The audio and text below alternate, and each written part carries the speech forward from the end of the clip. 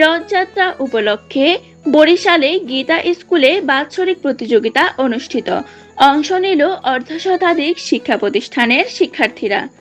রথযাত্রা উপলক্ষে বরিশালের শ্রী শ্রী রাধাশ্যাম সুন্দর মন্দির কর্তৃক গীতা স্কুল বরিশাল অঞ্চলের বাৎসরিক প্রতিযোগিতামূলক অনুষ্ঠান 2026 অনুষ্ঠিত হয়েছে।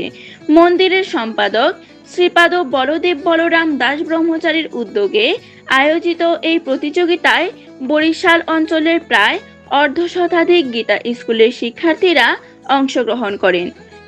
অনুষ্ঠানে শিক্ষার্থীরা গীতাপাঠ, বর্ণপরিচয়, চিত্রাঙ্কন, ছবিতে রং করা, কুইজ, বক্তৃতা এবং পৌরাণিক শ্বাসসহ বিভিন্ন প্রতিযোগিতায় অংশ নেয়।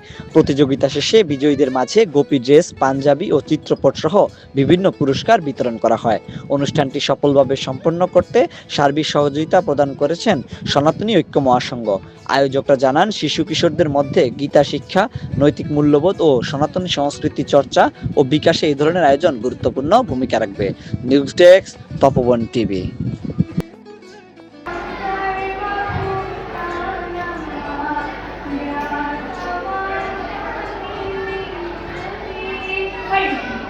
সনাতন সম্প্রদায়ের প্রতিটি গুরুত্বপূর্ণ সংবাদ ও ঘটনা প্রবাহ জানতে চোখ রাখুন তপবন টিভিতে।